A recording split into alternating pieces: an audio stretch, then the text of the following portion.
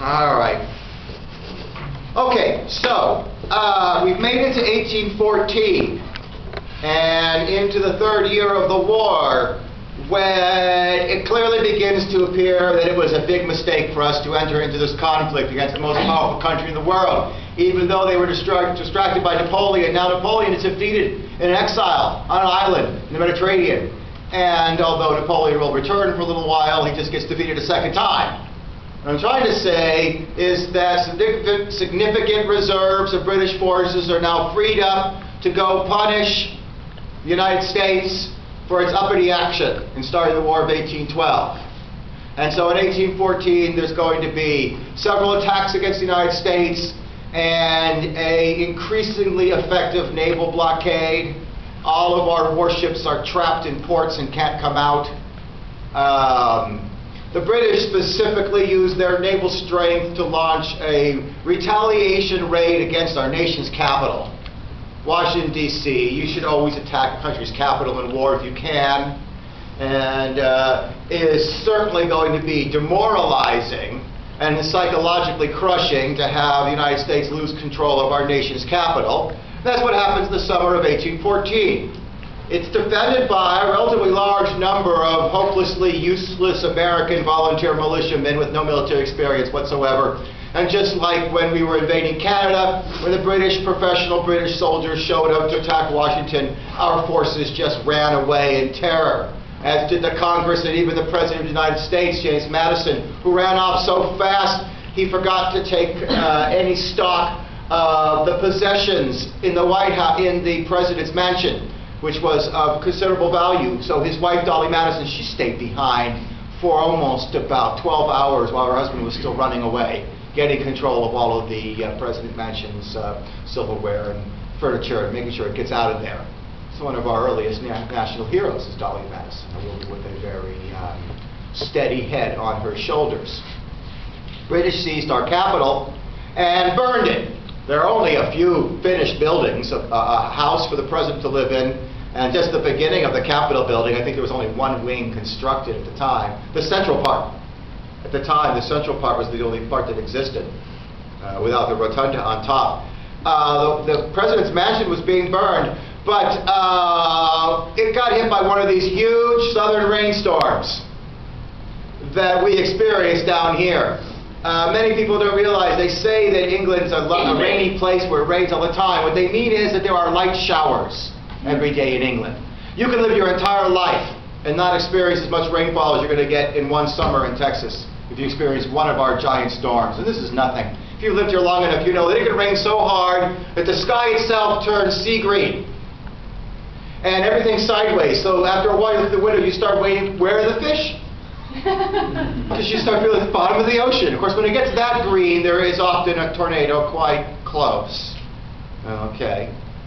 I was always the kind of kid who, under certain circumstances, would rush to the first window possible and watch. Okay, probably not good. Everyone cowering in a corner, not the right decision. That's what everyone else was doing. I ran to the window to watch, probably also not the right decision. Something in between. All right, but it put the fire out, so the president's mansion just got a scouring. It was all black on the outside, and especially in wartime, it was going to take a long time to fix it. So the president just ordered it whitewashed. That's why it became the White House.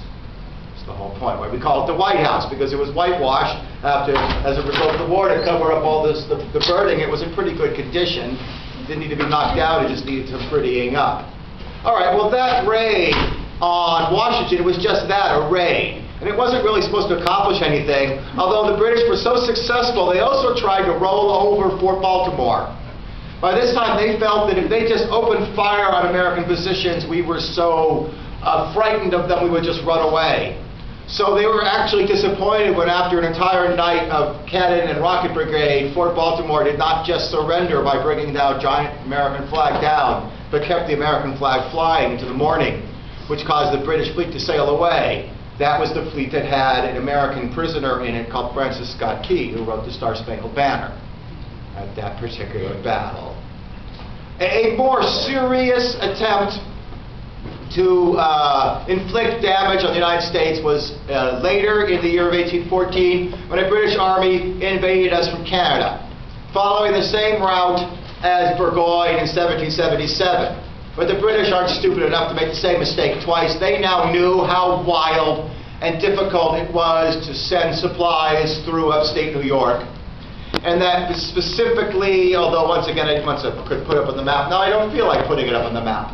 We'll get through this much faster without a map, won't we? Lake Champlain. Lake Champlain is that smaller, long, narrow lake that separates Vermont from New York. And it has a northern border. Lake Champlain also borders Canada. Okay. So it is the logistics avenue. If you want to send supplies from Canada down to the United States, you want to invade the United States or invade Canada from that location, you have to control Lake Champlain. So just like in 1813, where there were naval battles between flotillas of American boats in Lake Erie and Lake Ontario, in 1814, there were naval battles between American ships, boats, and British boats on Lake Champlain. Battles that we won, forcing that British invasion army to go back to Canada without having achieved anything. So basically what we can see now is a very good definition of a stalemate. Militarily on the ground, the United States has proven itself incapable of conquering Canada, and Great Britain is clearly aware that they cannot invade or conquer the United States. They probably can't even successfully invade us and even win some big battles. All they can do is make us hurt a little bit. It's an opportunity there. No, that's a place to stop, because I'm now going to give the information in a slightly different order. All right, so we finally made it through the battles and the war. Where are we now? Yes, the study guide is in the right order. I'm now going to talk about the Federalists and the Hartford Convention of October 1814. Then I'm going to talk about the Treaty of Ghent of December 1814. Then I'm going to talk about Andrew Jackson's Battle of New Orleans in January of 1815. The most famous victory to occur after a war was already over. Okay. The only important victory the United States experienced during the War of 1812 occurred after the war was officially over. And that has a very important effect, a political effect, a psychological effect. It affects the American people's opinion of whether the war was won or lost. Because if we stop now, I think we should all agree that we're losing this war, and it looks bad. A war that we started, we're losing. The American people must be turning against the war. They never were very in favor of it in the first place. A war that was supposedly about freedom of the seas, but very quickly turned into a ridiculous-looking effort to invade and conquer our peaceful neighbor, Canada. It was never much of a popular move. So what a war is, in a democracy, it is dangerous for political parties to oppose wars. Democracies don't enter wars until votes are taken, until majorities of their governments vote to start the wars. So when wars begin, they are obviously popular with at least a majority of the people. Democracies want to win wars. A dictator or a king can start a war on a whim and end a war when they feel like it. Democracies tend to want to win wars. They're made up of individuals. They want to win. They don't like losing, and they take it personally. So turning against the war is a very dangerous thing for a political party to do. It can lead you to accusations of being what? Disloyal, traitorous. Spy. Huh? A spy? Or not really. Saying and doing things that ruin your nation's chance to win a war, and so actually being cynical, defeatist. Yeah, that's taking actions which damage the country in wartime, and then open you up to accusations. You, the leader of that party, you're why we lost this war, because you wouldn't support it. Okay, is a very dangerous thing. But by late 1814, the Federalist Party was just desperate enough to give it a chance. By 1814, the Federalist Party hardly existed outside of New England. And they were willing to take a desperate risk. They would come together publicly in a convention. All the leaders of the Federalist Party would meet in Hartford, Connecticut, and blame the Democrats for starting the war, blame the Democrats for losing the war, and say, don't vote for the Democrats in 1816, don't vote for the presidential candidate, vote for the Federalists, we were the anti-war party, we were against this war in the first place, we knew it was a mistake, we're opposed to it. They come out publicly against the war because they are pretty sure that we have lost the war on the ground, and that the American people are against it, and that our leaders are against it, against the war now. And at first it seems like that was a good strategy. At the very same time that the Federalists are agreeing to their convention opposing the war, President Madison has sent diplomats over to Europe to negotiate an end to the conflict. This leads to the Treaty of Ghent. Darn it. Darn it. I'm going to have to be wrong here. It's supposed to be lined up. There, Treaty of Ghent. Federalist and the Hartford Convention, the Treaty of Ghent, in December of 1814. For a war to come to an end, if neither side is being outright defeated, it only comes to an end when the leaders of both sides don't want to fight anymore. If both sides have reasons for no longer wanting to fight, then the war comes to an end pretty quick. And we can very quickly identify many reasons why both the British and the Americans would want an end to this particular war. And for the British, they just need some time without fighting. They've been fighting the French one way or another since the Revolution in 1789. They've had 25 years of warfare, the British have. And what country can stand up to that? The British are tired of fighting. They didn't start this war against the United States. We declared war on them. They defeated Napoleon. Let's get this war with America over with and let the British have some decades of peace to recover and rebuild, or at least to reduce the tax burden and allow the British economy to grow again. Meanwhile, we realized we had taken a tiger by the tail, right? We've attacked the most powerful country in the world. While they were down, we didn't hurt them at all, and now they're up again. We got to get out of this conflict.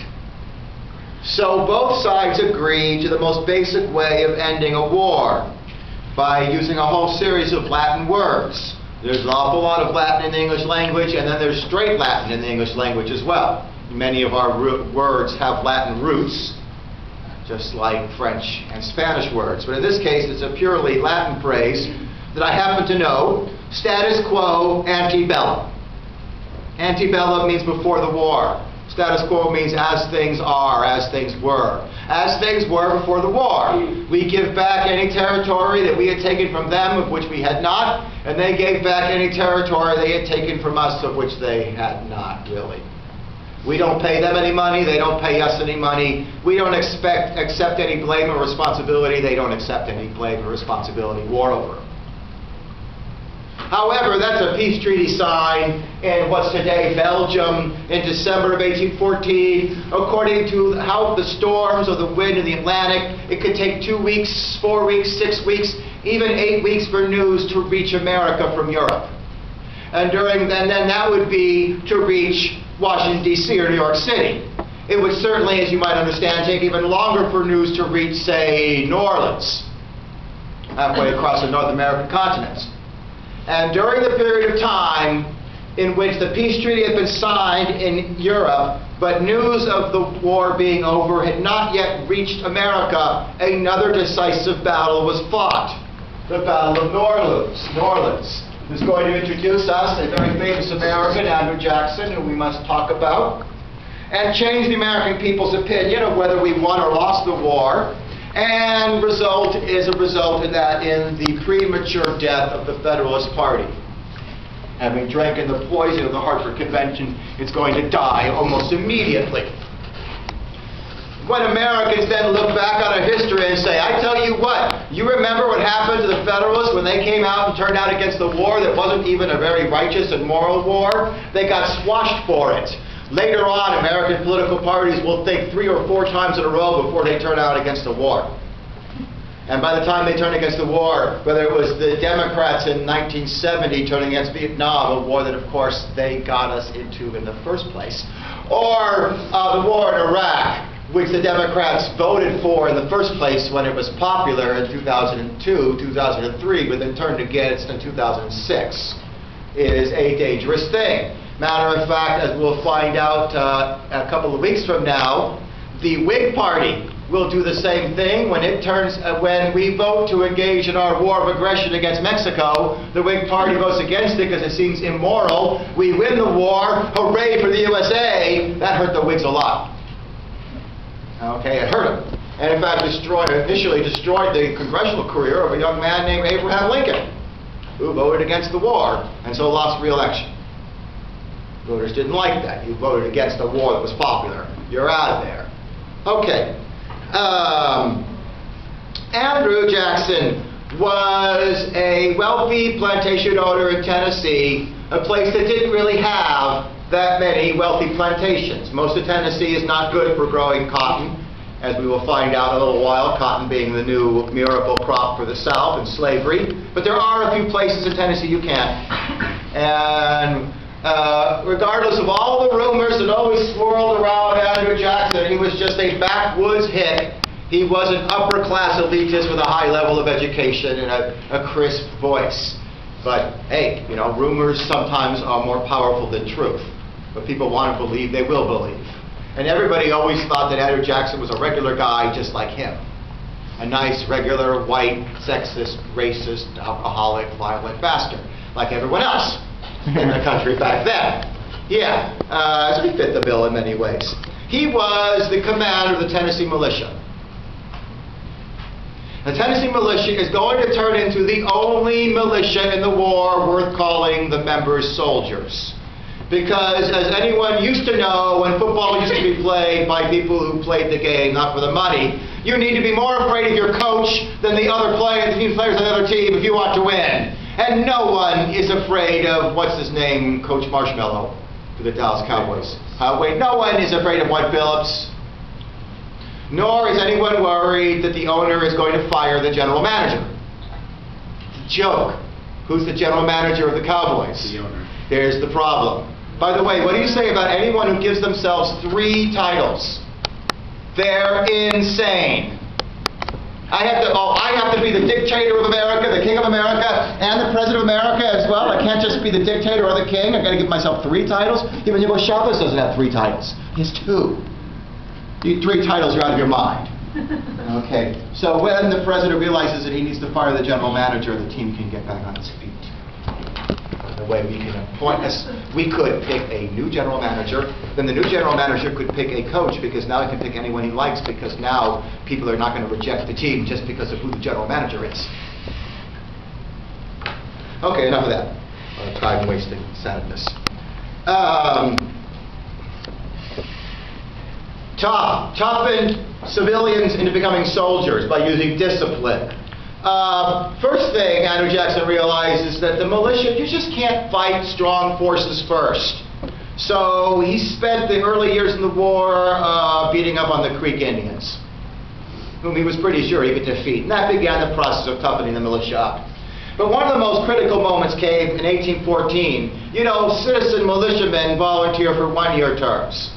And when the year was up, there were several dozen Tennessee militiamen who, realizing their year of service were up, simply began to go home without asking General Jackson's permission. That did not make him very happy. He had them all arrested, brought all of his troops to a very, very large oak tree, and had them all hanged to death in front of the entire force without trial.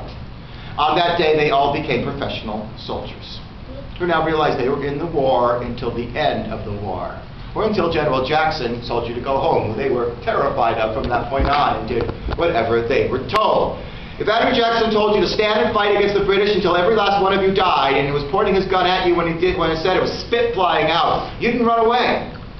Okay, so this was a critical moment, because in January of 1815, a understandably hopelessly overconfident British force is landing on the mouth of the Mississippi River and marching up to New Orleans, knowing they face a force of American militiamen who they outnumber, American militiamen who have always just run away after firing one volley. They never stand and fight. So the British do not care that they are attacking through a swamp in the most impossible geography imaginable. And every disadvantage possible is on the British side. And all we have to do is hold our position and not run away, and we cannot but win. Which we do. We hold our position. We don't run away. They're terrified of General Jackson and not terrified of the British. And so we defeat them quite effectively, inflicting a lot of casualties, considering there were only a few thousand men on each side. These were still rather small battles. This is still not the Civil War we're talking about. These are small-scale battles. Well, the news of our unexpected victory at New Orleans reaches Washington approximately the exact same day that news that the war is over. And all of a sudden, because we won the last game of the season, we thought we won the war. And so we won the last battles, we must have won the war. So the American people's psychological opinion of the war turns on a dime. Now we feel it was a good war. We won the war. Hooray for America, hooray for the Democrats, and boo for those traitorous Federalists? Federalists, loser Federalists, give-any Federalists, defeatist Federalists who wouldn't stand up for the country. As a result, by 1816, there is no Federalist Party. It has simply ceased to exist. And for the next decade or so, there is only the Republican Party that people are now going to begin to call the Democratic Party. In fact, some people even called it the Democratic Nationals. That was the Republican, I'm sorry. And after all, we now know the man who's going to change the name of the Republicans to the Democrats. It's Andrew Jackson. That's what he called the party, the Democrats. And so when he becomes the most powerful leader in the party, that's when the party's name changes. All right. Skipping the economic material in chapters 9 and 12, which I'm not really very good at anyway. I don't think we're missing all that much. We're now going to jump directly into chapter 10. As I said before, try to get through these 4 study guide terms as quickly as possible. And luckily, I do have the maps for this, or else you guys would be in a hopeless predicament. Yeah, you definitely need these maps. This one as well. Yeah, why not? And then this one. Yeah. And maybe the other one, but let's see. Let's do this first. All right. So, the next study guide term is President James Monroe in the era of good feelings, 1816 to 1824.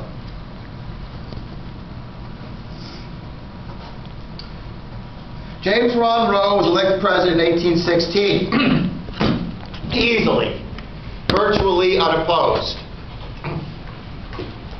By this time, people began talking about the presidency and using this phrase along with it, the Virginia dynasty.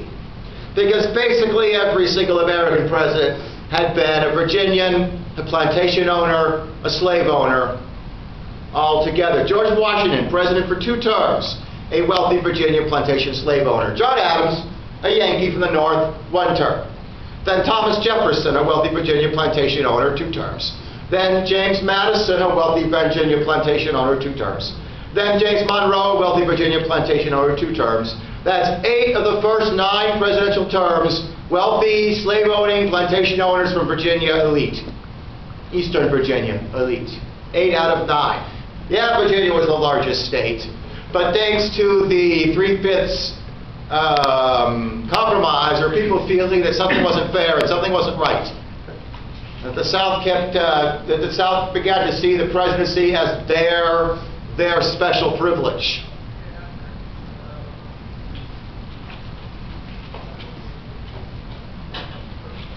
In addition, it's now time to introduce this phrase that you may have heard before. Here's an example for me to teach you one of these politically oriented phrases, or worse, in English language, that is not always used correctly, and what it means. To co-opt. To co-opt an idea. If you co-opt an idea, what are you doing? Can you explain that? Could you explain that in further words? To co-opt. If your little brother co-opts your idea, what is your little brother doing? Stealing your idea. You have an argument with you may all have siblings who, when they are in an argument with you, and notice they are losing the argument, then begin to take your position and claim it was theirs all along. So they can now win the argument. That's called co-opting. Co-opting your enemy's best ideas and claiming them as yours. All right. By and large in politics, because politics is so partisan, If the other party comes up with a brilliant idea, guaranteed to help the nation, then you have to vote against it twice. Because if it does help the nation, won't it help your political enemies win election against you? On the other hand, the party comes up with an awful idea, like $800 billion in stimulus spending, you vote for it. Because you know it's not going to work, and then you blame them for it. That's what Democrats say they did with the war in Iraq. Voted for something they were opposed to because they knew they could then use it against the Republicans. On the other hand, now that the Federalist Party is dead, the Democrats can now come out from underneath their cover of partisanship and actually say, you know what, now that you're dead, there were some things about you that I liked. Like the Bank of the United States. You know, for the last 20 years, the Bank of the United States has been doing a great job. And now it's 1816 and it needs its 20-year charter renewed. And now that there is no longer any political disagreement between two political parties because there is only one political party left in America, they voted to renew the charter for the Bank of the United States for another 20 years. There, I got through that as well, using, I hope, the fewest possible words I could use.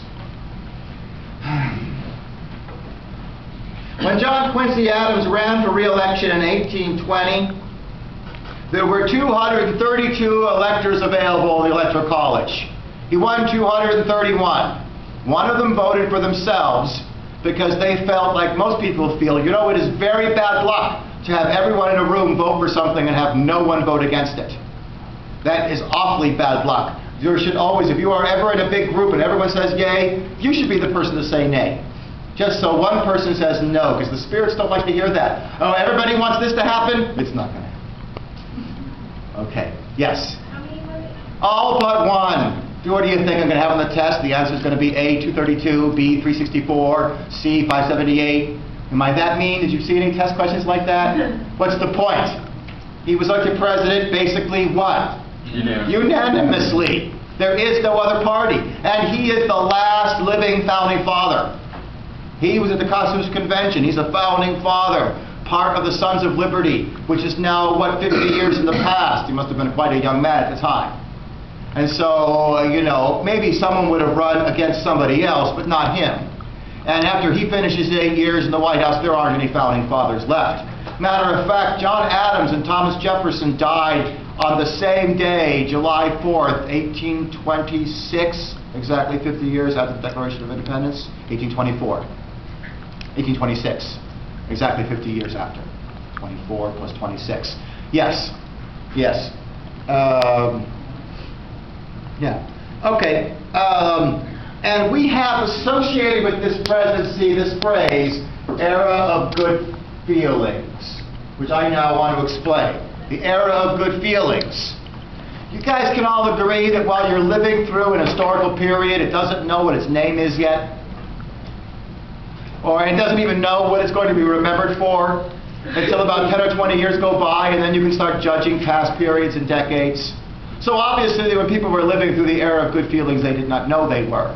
In fact, what happened is in later decades, as you might guess, as we start moving towards the Civil War and relations in America between the North and South get bitterer and bitterer and meaner, and people get angrier and angrier, they look back with fondness at James Monroe's president and say, look there, remember that? That was an era of good feelings. When James Monroe won all the states in New England, he received a ticker tape parade in Boston. That's the last time any Southerner is going to have anything nice to say about him in New England for the next 40, 45, 50 years. Okay. So we might assume that back then Yankees and Southerners were still friends with each other, and only later that things go wrong. No, Yankees and Southerners never liked each other. Ever. Even during the Revolution. We're culturally very different. Slavery is like a sore thumb sticking out, pointing out the differences that exist. Also, it's not the only difference, but with it there, everything else is more exaggerated in people's minds, either in favor or against. The only good feelings people had back then were good feelings towards President James Monroe. Everyone liked him. And in a democracy or a dictatorship, if everyone likes the leader, then that can paper over a lot of cultural and social differences. If everybody's looking at the leader and likes the leader, they're not looking at each other and what they don't like about each other. If you don't like the leader, you turn away, the next thing you know, you start punching each other in the head. Okay. And the leader is now not powerful enough to stop you from punching each other in the head. You dislike him even more, don't you? Yes. Okay. Good. Because even during the presidency of John Quincy Adams, in fact, two things, one thing first. Now let's talk about why he was so successful. What was it about John Quincy Adams that was so successful? And it has to do with this phrase up here, the British Treaty Line of 1818. I'm now going to significantly simplify American history by omitting the names of the treaties. I'm going to talk about treaty agreements between the United States and Great Britain concerning Canada without giving that too many details, so that and those details then aren't going to show up on the test. Any question about this is going to be general, like most of my questions are, just to see if you have the basic knowledge. All right? And so that's what you should be doing. You should be, when you see 2 or 3 paragraphs in the book about one topic, can you boil that down into 2 or 3 sentences? Because that's what I do in the test. Just try to boil it down and see if I can get a question that addresses the main elements. Because just like George Washington, James Monroe did not want to ruin his popularity by taking actions. Most good politicians know that the best way to stay popular is to do nothing for as long as possible. If the people like you, then why ruin it by introducing new ideas they might not favor? In fact, if I come up with a great idea, half the people are going to support it and half the people are going to oppose it. Now I come up with another great idea. Half the people oppose it, half the people support it. Now everybody opposes one of my 2 ideas. That's the unfortunate reality of politics. Bill Clinton really knew that. He was very popular and strong for 8 years because he basically did what in those 8 years? Nothing. Nothing at all. Has Obama taken strong actions in his 2 years in the White House? Yes. Doesn't seem to really understand politics. He's in big trouble. He took action. When you take action, you can be criticized when it doesn't work. People can't criticize you when you don't do anything. A lot of people in business know that too. That's how they get promoted. Just don't make any mistakes. Okay, up you go. So, absolutely like George Washington, that all of George Washington's good ideas were Alexander Hamilton's. All of James Monroe's good ideas were those of his Secretary of State, John Quincy Adams. One of the most successful Secretary of States who later became a hopelessly failed president. But as Secretary of State, John Quincy Adams, who was the oldest son of John Adams, our second president, he was a very successful Secretary of State who in 1817 and 1818 worked out a series of very important treaties with the British concerning British Canada, British North America, which this map just calls British Canada. Great Britain, Canada is still officially part of the British Empire to this very day. Their currency has a picture of the Queen of England on it, okay, because she is their monarch. Okay, with no more power than England, but big deal. Doesn't have any power in England either. She's also the monarch of Australia and New Zealand. Okay, also with no authority, and almost never visits. These treaties ended all reasons for the British and the Americans to fight wars, that created the stable basis for the United States and Great Britain to become peaceful, friendly countries with no disagreements, with great value to the future of the United States, stabilizing our relationship with Great Britain by agreeing to the border. First of all, by agreeing to the border. We already knew that the border was between the north of the Great Lakes is Canada, south of the Great Lakes is America, but what about out here? Leaving Maine aside, the United States actually fought one of these wars with the British over Maine where nobody gets killed. Those are the fun wars. You could make comedies about that. About wars where nobody gets killed. Those are the good wars. We'd even fight a war in the 1850s with the British over here called the Pig War. It was over an island south of Vancouver populated only by pigs. But damn it, we wanted those pigs to be American pigs, not whiny pigs. Unfortunately, we couldn't have our little war with the pigs because the Civil War broke out instead. Darn it. And then 600,000 dead Americans instead of a few dozen dead pigs. Oh well. So that aside, we have to decide what to do with this border here.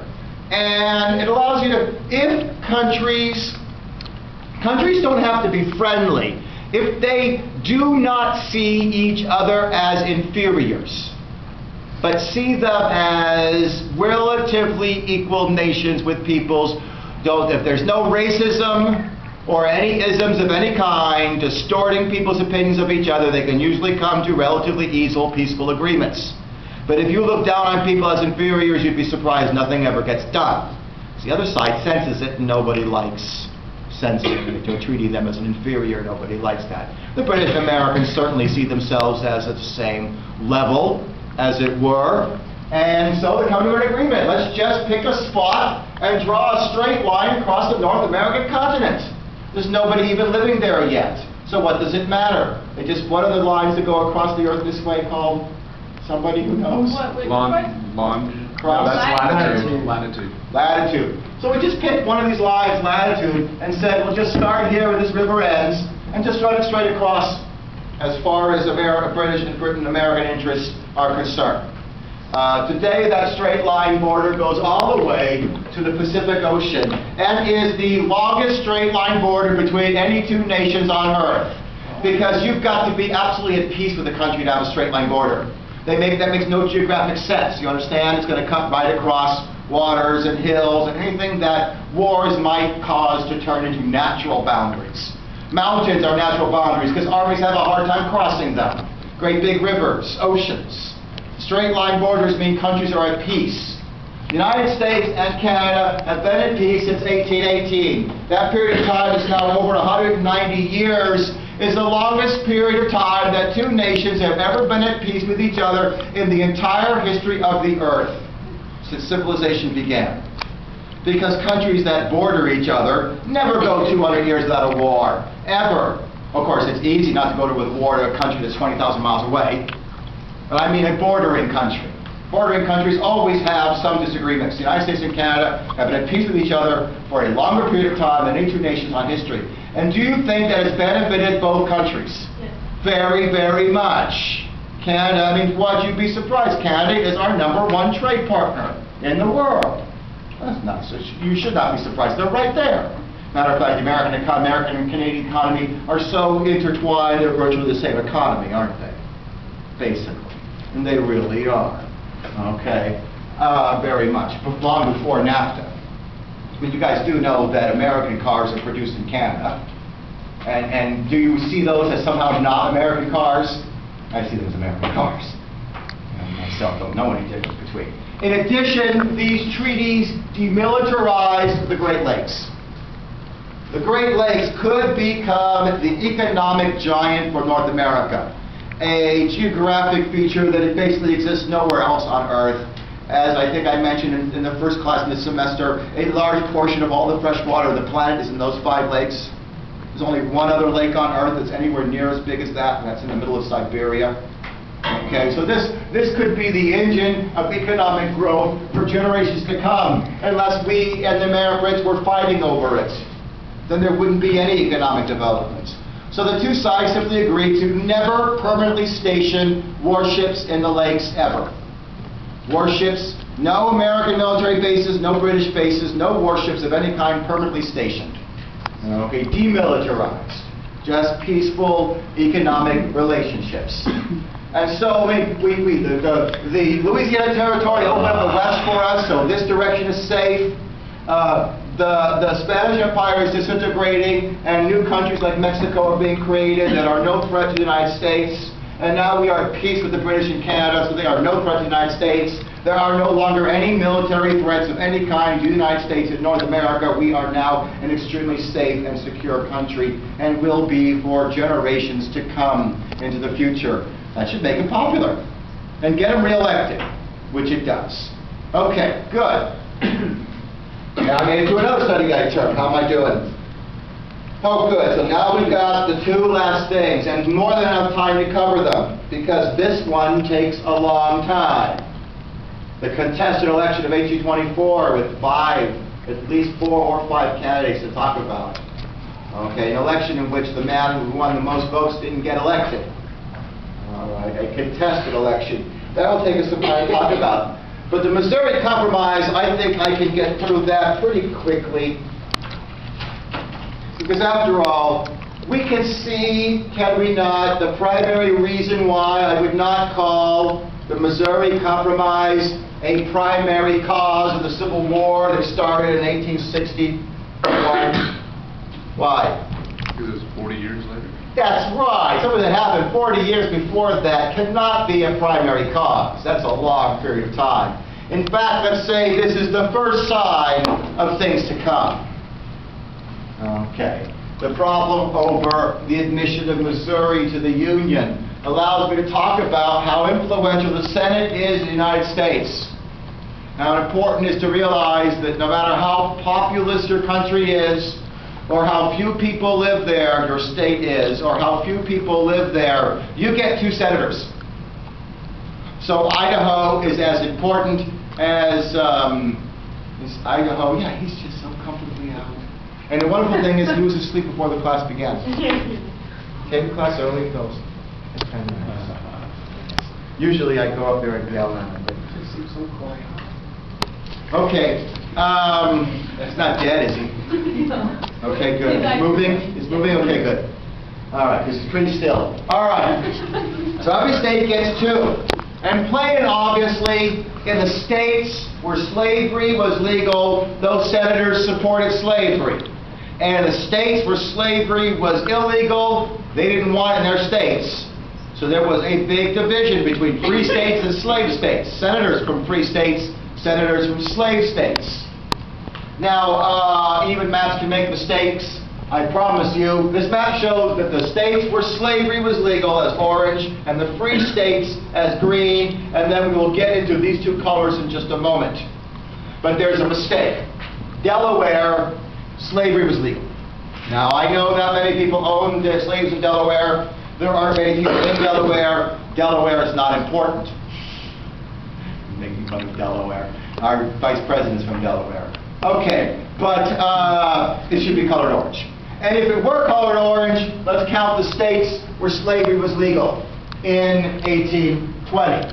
1, 2, 3, 4, 5, 6. Florida is not a state. 7, 8, 9, 10, 11. Okay, 11 states in 1820 where slavery is legal is 22 senators. Now let's count the states where slavery was against the law. The state laws banned slavery. Now I want to be able to push it. Now, please realize that Maine was still part of Massachusetts. 1, 2, 3, 4, 5, 6, 7, 8, 9, 10, 11. 11 to 11 was not an accident.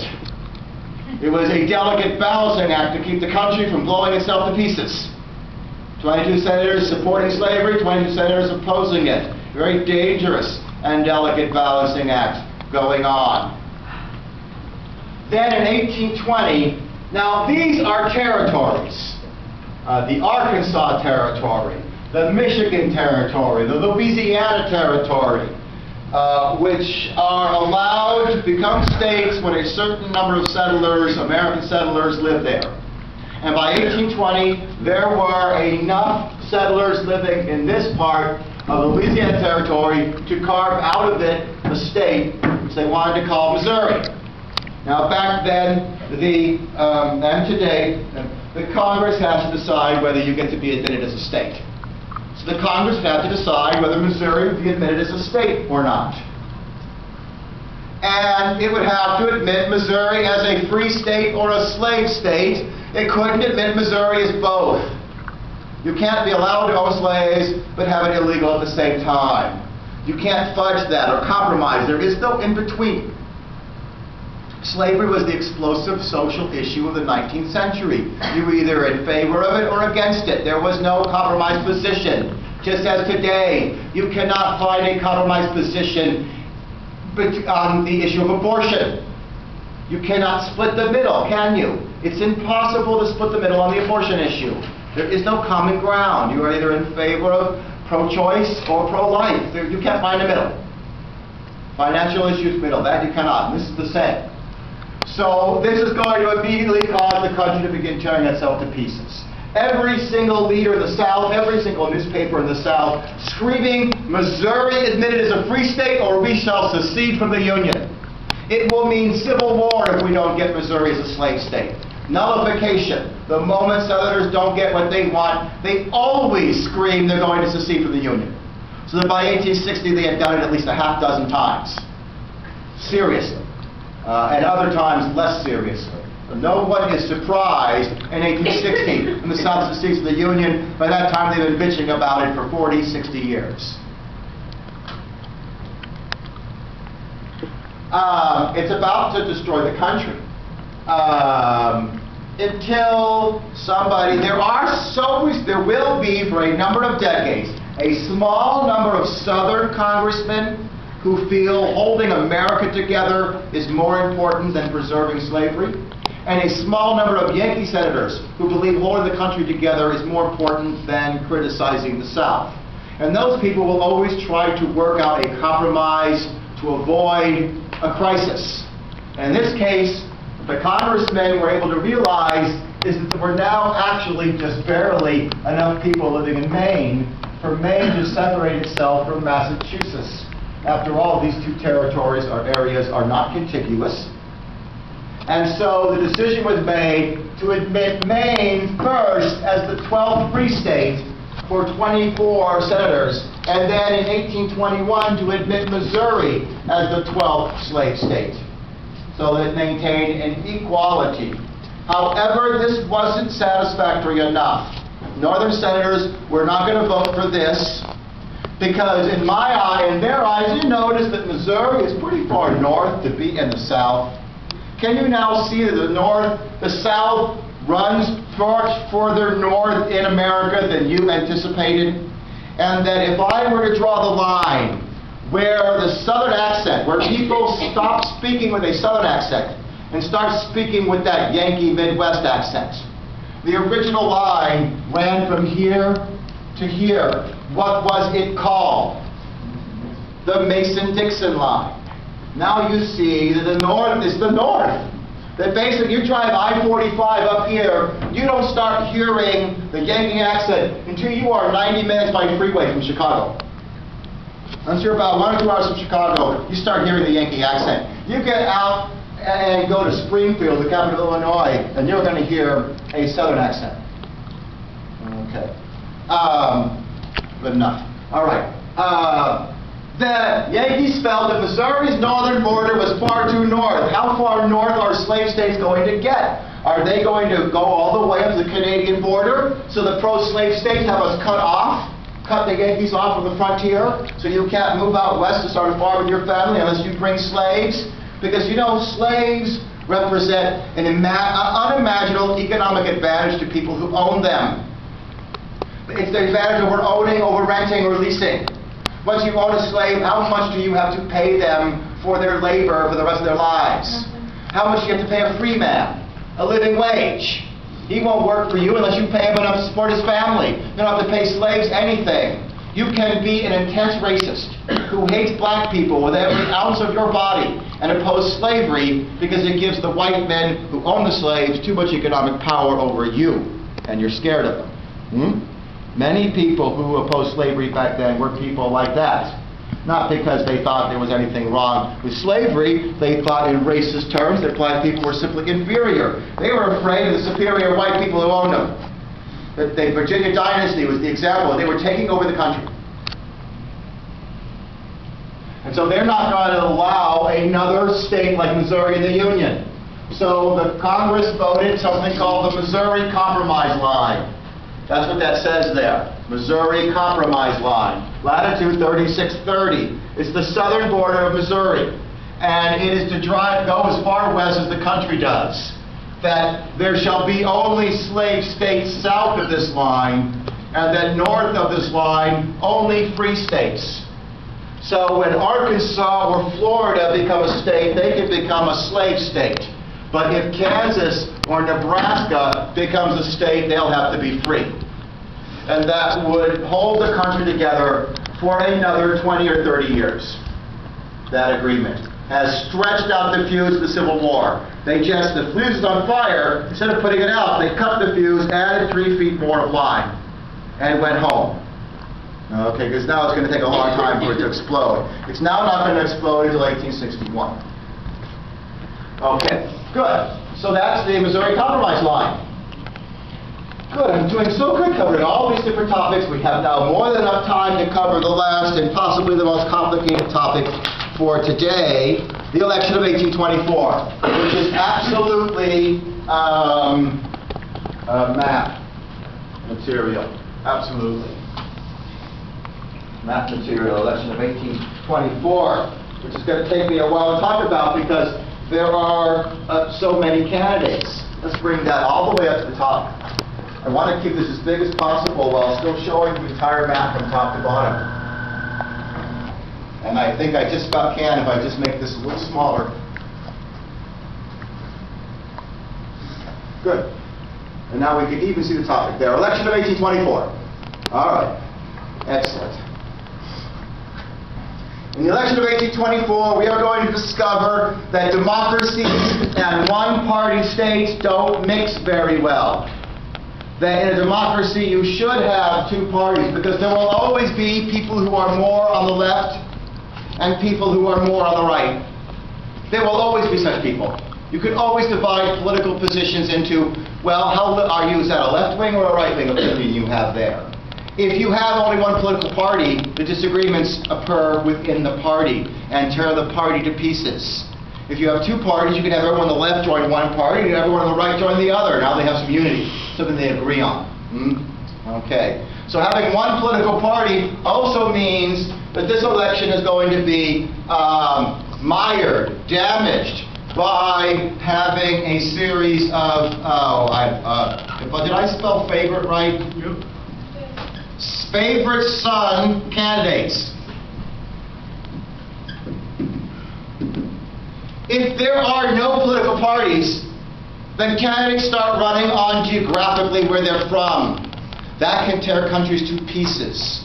For example, there are countries like Nigeria in Africa, where everyone in the north is Muslim and everyone in the south is Christian. Do you know what would happen if two candidates ran for president of Nigeria and the only difference was one of them was a Muslim from the north and the other was a Christian from the south? Another civil war, as they've already had several. Civil war. You would definitely want a liberal who had some Muslim and Christian support and a conservative who had some Muslim and Christian support running against each other. So a candidate who would get votes in both parts of the country. And then could say to be a leader of all. Leaders have to be unifiers. And if you allow elections to tear countries apart, it tears countries apart. And that's what happens here. Now let's talk about these candidates. This is almost a good enough chart. The only thing I would add to this chart is what state they're from and what reason they have to run for president.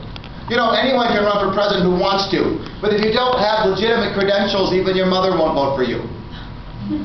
Okay? And so as a result, most of us know we'll never run for anything important in our entire lives. We're not important enough people. You have to have achieved something already that says, I have the right to become President of the United States because I have been the senator from Illinois for 2 years. That's what President Obama said, isn't he? He was a senator only for 2 years, but that's legitimate. We have not had former presidents who were senators. All right, that's good enough. Okay, so that was his, what am I looking for? The word I'm looking for on your resume. His credentials, why he's qualified for the job. All right, so when the election began, one of the very first candidates to announce that he was running was William Henry Crawford. William Henry Crawford is from the South. He's from Georgia. And he was the Secretary of Treasury. James Monroe, Secretary of Treasury. Secretaries of Treasuries are important positions. They've had legitimate leadership experience. They could be president. So he's a Southerner who was in an important cabinet post in the previous president's administration. The other publicly announced candidate was John Quincy Adams. He's from Massachusetts, the son of a former president and the very successful Secretary of State who signed those peace treaties with the British, treaty agreements with the British. Now, by this time, we've had enough experience with presidential elections to know that it would be best if the parties held a private convention first, where the leaders get together and nominate just one person, and then recommend the voters vote for that person. Because back then, you did what your social betters told you to do. People who you respected, your elders, if they told you to do something, you did it, and you did not ask why. That is the way life was 50 years ago, much less 150 years ago, or more. So the Democratic Republicans had their convention and nominated William H. Crawford. They nominated Crawford, and that should have been everything, except after the convention, but many months before the election, Crawford suffered a severely debilitating stroke. Now, thanks to modern medicine and through great effort, if anyone you know were to suffer a stroke, you know that it's a hard road back, but you can get your faculties back after, many years of hard effort, if you are lucky, and modern medicine can help you out. This is 1824. You do not recover from a stroke. Okay, his mental faculties are gone for good. He's got a level back down to 3rd or 4th grade, as it were. All right? But he does not drop out of the race, which causes a huge amount of confusion. There are many people in the South who don't want John Quincy Adams to be president just because William Crawford is now mentally incapable of leading, but still in the election. Some other candidates jump in, like Andrew Jackson and Henry Clay. Andrew Jackson is from, we would say the South, but they would have said the West, Tennessee, one of our westernmost states. Back then, any state west of the Appalachians was a western state. So states like Tennessee, where Andrew Jackson was from, and Kentucky, where Henry Clay was from, weren't just southern states where slavery is legal, they were western frontier states as well. Western frontier states. Andrew Jackson, Henry Clay deserves to be president because he's a congressman in the House of the Representatives. Andrew Jackson deserves to be president because he was a general in the War of 1812. And there should be no snickering, because most of you well know that very large numbers of American presidents were military commanders before they were presidents. Americans like to vote for the man, not their political ideology. We look them in the eye and judge them as a person, not their ideology. Will they be able to lead? Do I trust this person? Does this person have leadership skills? Do you acquire leadership skills in the House or the Senate? When you are amongst a group of several hundred people who vote, the majority rules, do you get to exhibit leadership skills? No, you exhibit compromise skills, don't you? That's not leadership skills. Leadership skills come from executive positions, like governor of a state, or chief CEO of an important corporation or company, where you have made leadership decisions. Did Barack Obama have any leadership positions any time in his entire life before he became President of the United States? Anything. Anything beyond the leadership skills of a professor? No. And it's a warning sign, isn't it? Of course, it doesn't always mean anything. George Bush apparently had leadership skill out the kazoo. President of Texas Ranger, governor of Texas, didn't show up in his skill abilities anyway. But who shows more command than a general in combat? Who sends soldiers to fight and die? They say yes, sir, they march off, they fight, they die. That's leadership under pressure. And so we often elect leaders, men from the military, to be our leaders. It's a very attractive option. Henry Clay is the most famous American of the 19th century to never get elected president, since Alexander Hamilton is the most famous American of the 18th century. never get elected president. Henry Clay is the most famous American of the 19th century, of this era, the most famous politician to run for president many times and never get elected, Henry Clay. And like a lot of our elections, we talk more about the defeated candidate than the victorious.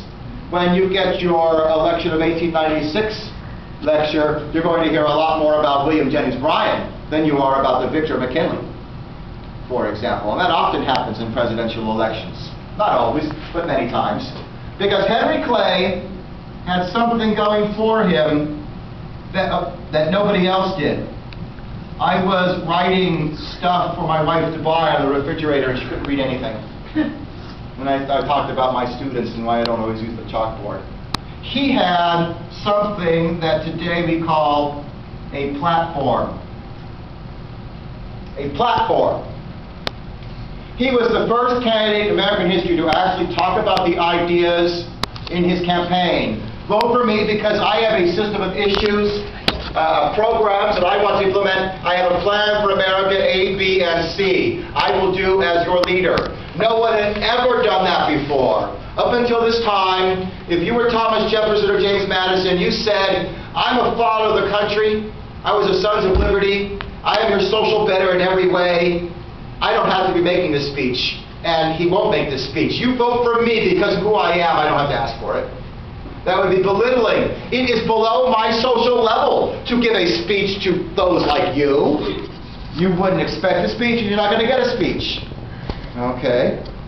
Henry Clay's the first person to start acting like an American politician, to give stump speeches, to present ideas that would be reported in the newspapers, what I'm going to do if I'm going to become president. And this was called the American system.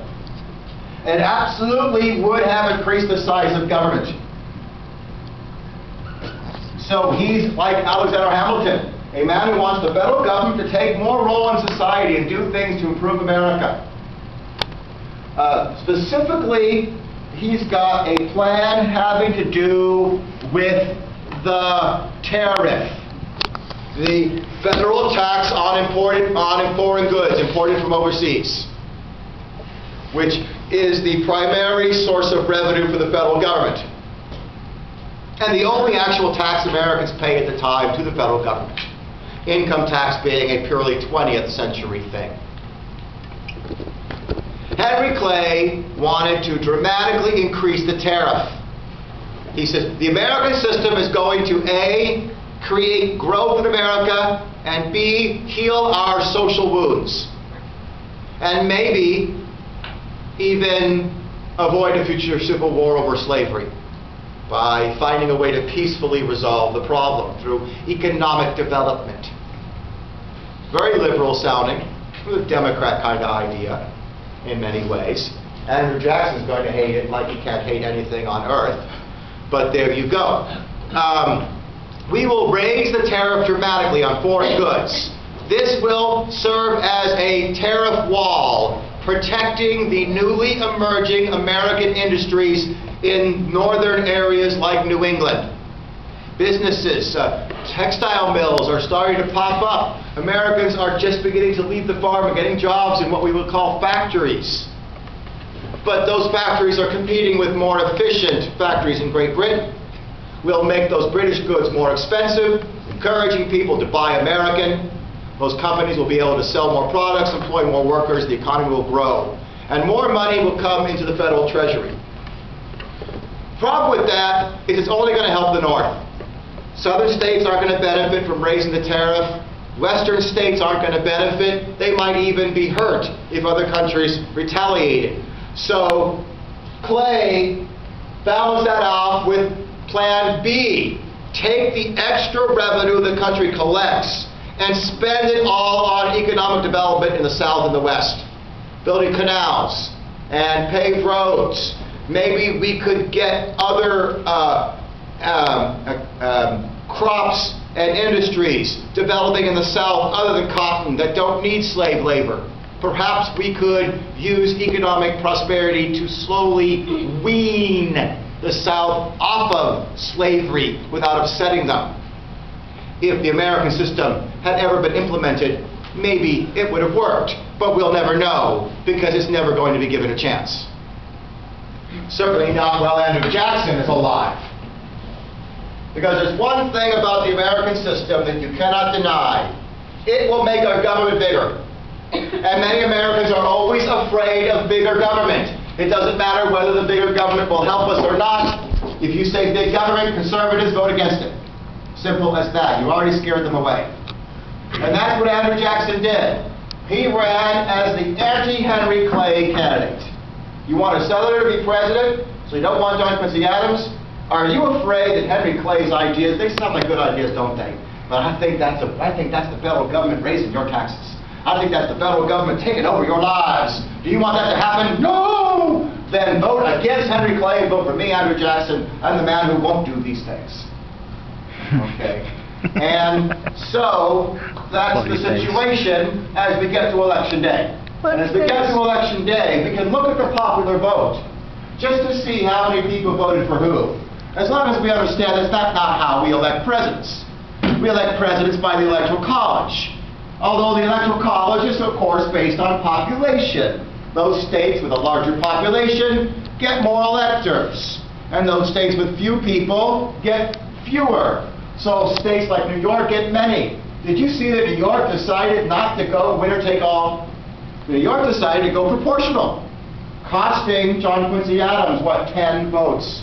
Clearly, John Quincy Adams wins New York. But New York decided to go proportional. The federal government does not force the states into winner-take-all. The states make that decision on their own. This is a federalist system. This is a federalist system. The federal government doesn't run our elections. The states run the elections, and the states don't run the elections. The counties run the elections, which are broken up into voter districts. I just voted, the first time in my life I voted straight ticket. Couldn't believe it. But there's nobody running against my congressman.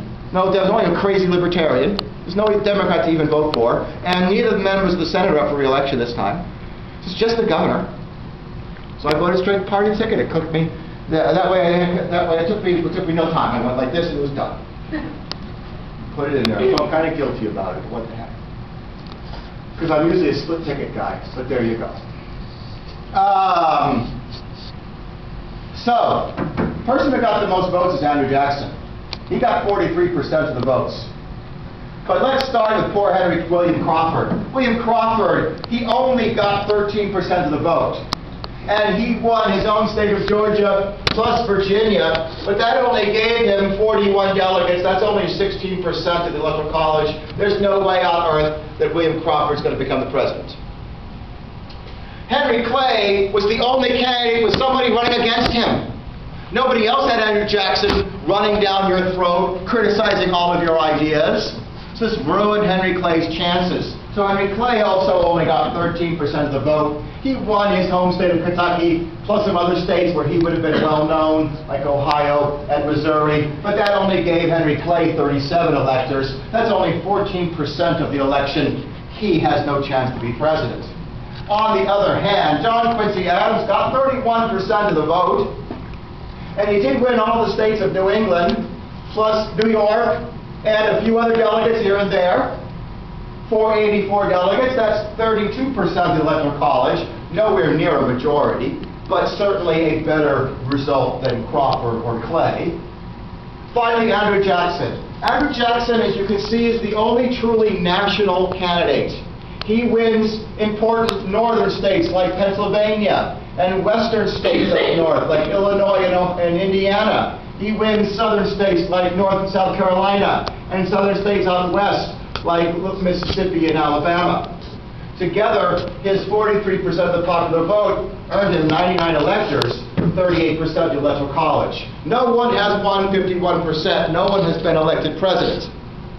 Now, just like this is not the only time in American history we've had a contested election. We've had three outright contested elections where the election was over, no one knew who the president was, 1824, 1876, 2000. And other elections which were pretty messed up, like 1912, okay, and 1960, for example. if you have been old enough to follow recent American history, and you were following the election of 2000, I would not be disappointed if you did not know what the Constitution says we should do when no one candidate wins a majority electoral college. Because in the year 2000, we did not follow our own Constitution, which says nothing about the Supreme Court deciding who gets to be president, after Al Gore, in an ultimate sour grape move, sues in federal court to get the presidency thrown to him. What does the Constitution actually say should be done? Who knows? The House and Senate come together in a body and the Congress votes. Why didn't Al Gore let that happen? Because the Congress was majority Republican. Now, who would appoint a majority Supreme Court as well? Republicans, yes. So what was Al Gore doing when he decided to play sour grapes and sue? Do you think he was going to win? And even if he had, what kind of a leader would he have been? If he had taken the high road and said, I know I'm President of the United States, but for the good of the country, I'm going to bow out and let George Bush become president, who would be president now? Al Gore would be president right now, wouldn't he, with his reputation intact? We would have been elected president in 2008. But that's what happens when you have sour grapes get in the way of your possible future. So it's going to go to the Congress. And there's going to be a lot of smoke-filled rooms where dirty deals are going to be cut that the American people aren't going to be too happy about. Matter of fact, the American people are going to come out of this very angry and very irritated. But when historians look back at it, it makes sense, great sense. First of all, Crawford told his delegates to vote for whoever they wanted to. And half of them voted for Jackson, and half of them voted for Adams. What has that caused to happen? What change? No change. Except both of them are now getting very close to winning. It all now depends on who Henry Clay tells his 37 delegates to vote for. Is there any chance in a million years that Henry Clay is going to say, vote for Andrew Jackson, my bitterest enemy, who has destroyed my political career? No. He told his delegates to vote for Adams, so Adams becomes President of the United States. Even though he only got 31% of the vote. He is going to enter the White House under a dark cloud of suspicion. The vast majority of Americans feeling Andrew Jackson should have been president. They don't like him. The Congress doesn't fear or respect President John Quincy Adams because he didn't get legitimately elected. For the 4 years that he is president, from 1824 to 1828, he gets absolutely nothing accomplished. Any idea that he introduces into the Congress is just rejected out of hand because he has no real influence or power. Now please realize he was the most intelligent man who ever been president of the United States, a master genius, a man who predicted that man would land on the moon by the 20th century, an all-around scientist who knew everything about everything. And those kind of intelligent men usually fail miserably in politics. I don't know why. Average intelligence is what you really need in politics. Brilliance just gets you in trouble. Also, being stupid is not so good. Okay, so we did it. We made it through the election of 1828, election of 1824. We're all the way to the election of 1828, was our next term, and the Andrew Jackson lecture, which will take up almost the entirety of Thursday's class, is my Andrew Jackson lecture. That rat bastard Andrew Jackson is coming up. And of course, that's where I have to bring a dollar bill, because you also have to get the lecture on who are the Freemasons. Now you will finally get to find out. So they can start to enter American politics in a very serious way. Well, they've always been there. Cool. They will get ratted out. That's what happened to them. Yeah, certainly. They got ratted out. Okay, very good. I'll see you guys all on Thursday.